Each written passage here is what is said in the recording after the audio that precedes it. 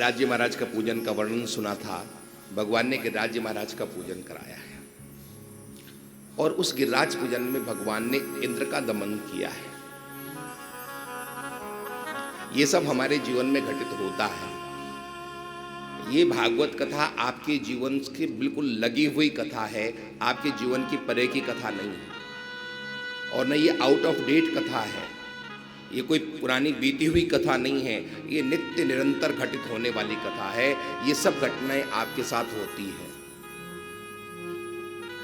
इंद्र का मतलब है हमारे हाथ। इंद्र हमारे हाथों का देवता है। इंद्र विजय का मतलब है कि हमने अपने हाथों पर विजय प्राप्त कर ली है। हमारे हाथों से कोई बुरा कार्य नहीं होगा। इंद्र विजय इस कथा में अवगाहन करने का ये फायदा है। इंद्र विजय है यहाँ पर।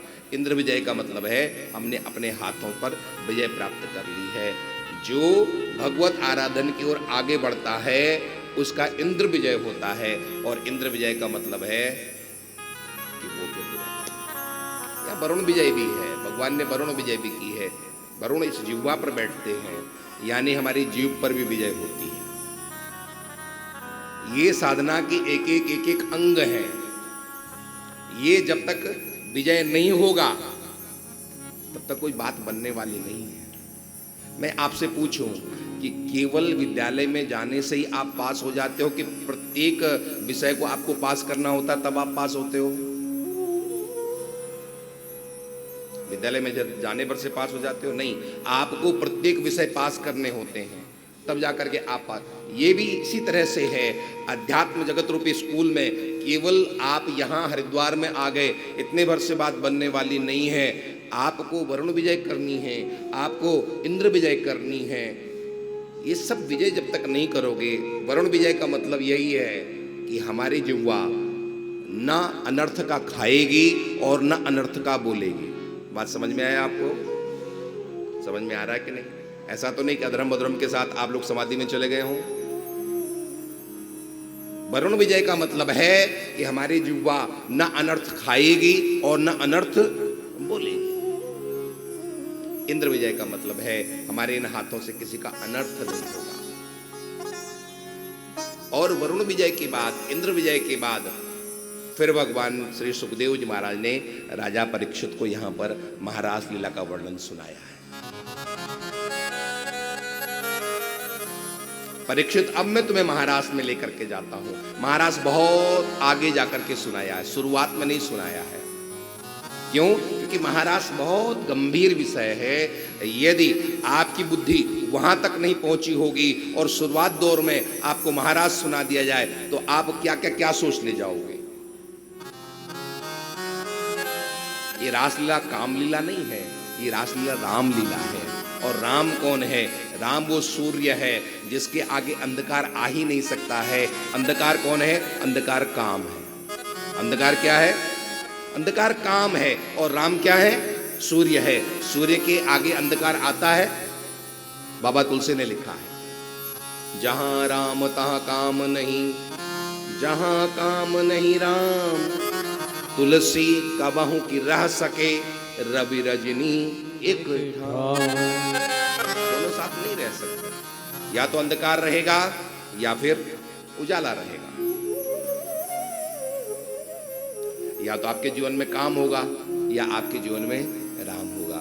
तो ये रासलीला कामलीला नहीं है, ये रासलीला रामलीला है।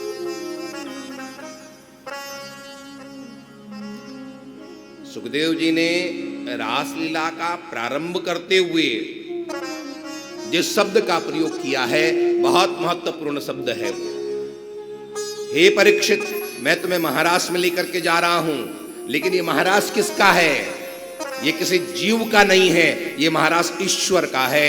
भगवान पिता रात्रि शरदोत्फुल्ल मल्लिका वेक्षरंतु मनश्चक्रे योग मायाम उपाश्रिता। हे परीक्षित, भगवान इस महारास में जा रहे हैं। भगवान किसको कहते हैं? अच्छा, मैं आपसे पूछूं, धनवान किसको कहते हैं? ब्रज भैया, जिसके पास धन होता है उसको धनवान, और जिसके पास पद होता है उसको क्या कहते हैं? पदवान। इसी तरह से जिसके पास 6 भग हैं उसको हम भगवान कहते हैं। पद्म पुराण कहता है ऐश्वर्यस्य समग्रस्य धर्मस्य यशस्त्रियः ज्ञान वैराग्य योगस्य शरणम भगवतीर्नाम। जिसके पास ये 6 चीजें हैं, ज्ञान है, वैराग्य है, धर्म है, यश है, वो भगवान है।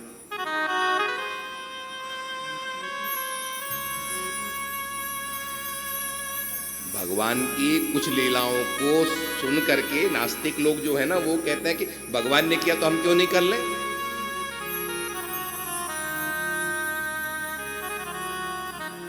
राम ने जो कहा है वो आप कर सकते हो, लेकिन कृष्ण ने जो किया है वो आप, राम ने जो किया है वो किया जा सकता है। राम मर्यादा पुरुषोत्तम है। राम अवतार मर्यादा के लिए था और कृष्णावतार वो लीला के लिए था। ये लीला वपु है, वो मर्यादा वपु है। राम ने जो किया है वो आप कर सकते हो, लेकिन कृष्ण ने जो किया है वो आप कर ले। हाँ, कृष्ण ने जो कहा है वो आपको करना है। कृष्ण ने क्या कहा है? कृष्ण ने गीता कही है। गीता आप लोगों ने पढ़ी है? गीता पढ़ी है ना? कुछ ही हाथ उठ रहे हैं, हाँ पढ़ा है।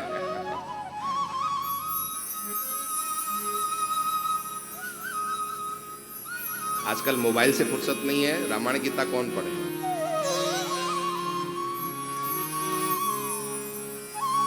और मोबाइल में इतना ज्ञान आ जाता है कि रामायण गीता की तरफ जाने की जरूरत ही नहीं है आपको। आजकल मोबाइल वेद शास्त्रों के सबसे बड़ा गुरु वही हो गया है। पढ़ना चाहिए।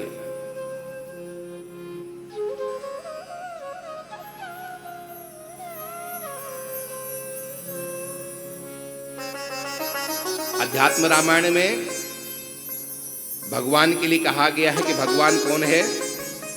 करो शिव कर्तारत्वम, करो शिव न कर्तात्वम, करते हुए भी परमात्मा करता नहीं है। ये आश्रम में आप लोग बैठे हो, किसी ने बनाया है कि नहीं बनाया है? बनाने वाले का यहाँ पर नाम है। इस व्यक्ति ने बनाया, ये बनाया, ये पांडाल बना है, ये बनाया, हमारी संस्था ने बनाया, जो भी आप लोग ने बनाया उसने बनाया। लेकिन परमात्मा इस पूरी को, दुनिया को बनाता है और बनाता हुआ भी अकर्ता है। गच्छसी न गच्छसी, वो जाता हुआ भी नहीं जाता है। सुनोसी न सुनोसी, सुनता हुआ भी नहीं सुनता है, देखता हुआ भी नहीं देखता है। परम तत्व का वर्णन करते हुए संतों ने कहा है वो परम तत्व विलक्षण है। और बाबा तुलसी तो उसी परम तत्व का बहुत सुंदर वर्णन करते हुए अपने रामचरितमानस में लिखते हैं। उन्होंने लिखा है चौपाई, बिनु पग चलहि सुनहि बिनु काना, बिनु पग चलहि सुनहि बिनु काना, बिनु पग चलहि सुनहि बिनु काना, बिनु पग चलहि सुनहि बिनु काना, कर बीन कर्म करहि विधि नाना, कर बीन कर्म करहि विधि नाना, आनन रहित सकल रस भोगी, आनन रहित सकल रस भोगी, बिन वाणी बतावड़ जोगी, बिन वाणी बतावड़ जोगी, अस सब भांति अलौकिक करनी, अस सब भांति अलौकिक करनी, महिमा जासु जाय नहीं वरनी, महिमा जासु जाय नहीं वरनी, महिमा जासु जाय नहीं वरनी, महिमा जासु जाय नहीं वरनी।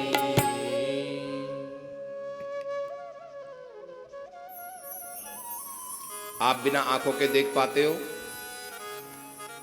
बिना आंखों के क्या हम लोग उसको कहते हैं? प्रज्ञा चक्षु कहते हैं। अंधा कहते हैं हम उसको। बिना पाँव के चल पाते हो, हम उसको लंगड़ा कहते हैं। बिना हाथ के कुछ कर पाते हो, हम उसे लूला कहते हैं। बिना वाणी के कुछ बोल पाते हो, हम उसे गूंगा कहते हैं। बिना कानों के सुन पाते हो, हम उसको बहरा कहते हैं। लेकिन परमात्मा के पास ये कुछ भी नहीं है, वो निराकार है। वेद कहता है अपाणि पादो जनोत्य तक्षा पश्चित चक्षु ससुणोत्य कर्णः। वेद में ऐसा वर्णन आता है। बिना पग के चलता है। इस पानी सामने वो प्रत्यक्ष दिखाई भी देता है। हमारे सामने गंगा जी बह रही है, गंगा जी के पांव है, परमात्मा है ये। बिना पांव के भी गंगा जी चल रही है कि नहीं चल रही है। ये आकाश ये सुनता है, इसके कान है नहीं है। वो परमात्मा बिना कान के भी सुन रहा है। सूर्य नित्य प्रति सब कुछ करता है, लेकिन करता हुआ दिखाई देता है। हमारा जीवन किससे है? सूर्य से है। यदि सूर्य कुछ दिन के लिए न निकले तो पूरी सृष्टि समाप्त हो जाएगी। जीवन ही सूर्य से है, लेकिन उसके बाद भी सूरज कुछ करता हुआ दिखाई दे रहा है? नहीं। आग सब कुछ खा जाती है, आग का मुंह दिखाई देता है? नहीं दिखाई देता। ये सब परमात्मा का ही रूप है। परमात्मा इस रूप में हमको दिखा रहे हैं कि बिना पाँव के भी मैं चलता हूँ, बिना कानों के भी मैं सुनता हूँ, बिना मुंह के भी मैं भक्षण करता हूँ। तो वो परमात्मा इस रास में सम्मिलित हो रहा है। कोई साधारण मनुष्य नहीं, वह परमात्मा इस रास में सम्मिलित होने के लिए आ रहा है। और भगवान श्री कृष्ण ने आज राधा रानी से मन लिया है, क्योंकि परमात्मा के पास तो मन है ही नहीं। यहां पर सुखदेव जी कहते हैं भगवान पिता रात्रि शरदोत्फुल्ल मल्लिका वीक्षरम तुम मनश्चक्रे योग मायाम उपाश्रिता। योगाय से राधा रानी से मन लिया है, और आज भगवान ने दिव्य महाराज का संकल्प किया है।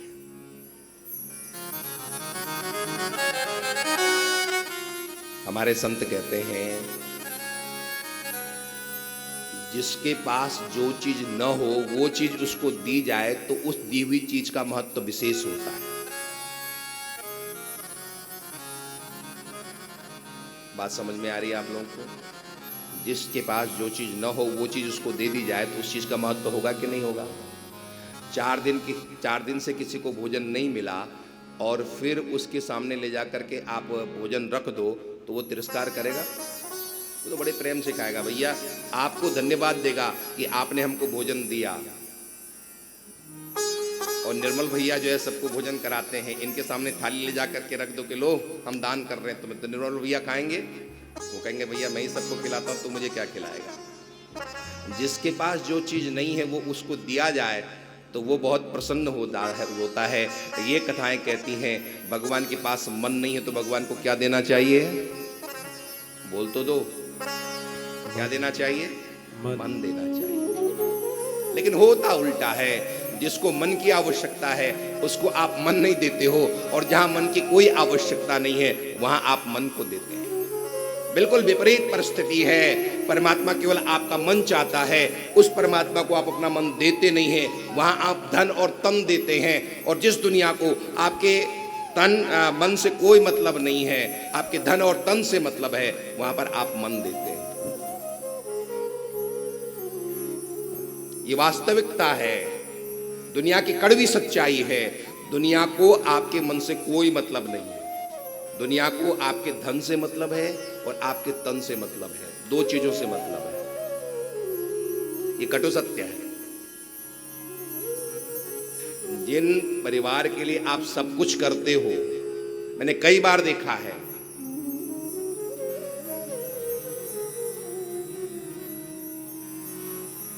अच्छा सबसे ज्यादा आप किसके लिए करते हो? अपने परिवार के लिए करते हो कि नहीं करते हो? करते हो ना? प्राणपण से आप अपने परिवार के लिए सब कुछ करते हो। लेकिन वही व्यक्ति जिसने जीवन भर अपने परिवार के लिए किया है, वो वृद्ध होकर के चला जाता है। ऐसे घरों में मैं जाता हूँ शोक व्यक्त करने के लिए, ढाढ़स बंधाने के लिए, तो मुझे वहाँ पर दिखाई देता है केवल उसकी पत्नी मर गई तो पति दुखी रहता है, पति मर गया तो पत्नी दुखी रहती है, बाकी और परिवार वालों से कोई बहुत मतलब नहीं रहता है। ये मेरी प्रत्यक्ष की देखी हुई बात है। मैं ज़्यादा घरों में जाता नहीं हूँ, कम घरों में जाता हूँ मैं, लेकिन मैंने वहाँ जाकर के ये देखा, मेरे प्रत्यक्ष ऐसा अनुभव है। न बच्चों से मतलब होता है, न बहुओं से मतलब होता है, न नात पोतों से मतलब होता है। थोड़ा पति पत्नी दुखी हो लेते हैं, बस वहीं तक आपका मतलब है। क्या है संसार ये?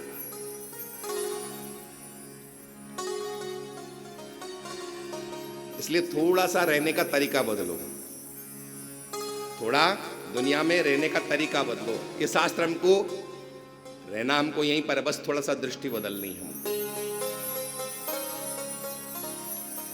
किसी ने बहुत अच्छा लिखा है, सुनिएगा कितना सुंदर लिखा है किसी ने।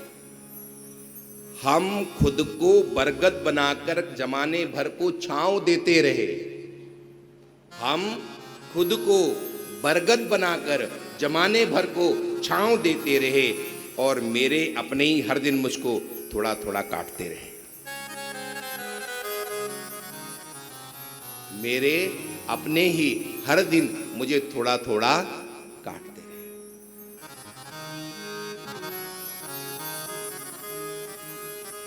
देखो ये शास्त्र साइन बोर्ड है, रास्ते में आप लोग चलते हो ना, साइन बोर्ड लगा करके रखती है सरकार।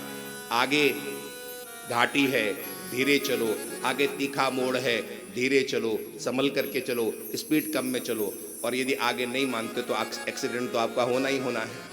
ये शास्त्र भी साइन बोर्ड हैं, बताते हैं। मान जाओ तो आपकी मर्जी, न मानो तो भी आपकी मर्जी। मान जाओ तो आपका कल्याण है, और नहीं मानो तो आप अपने घर में, अपने आश्रम।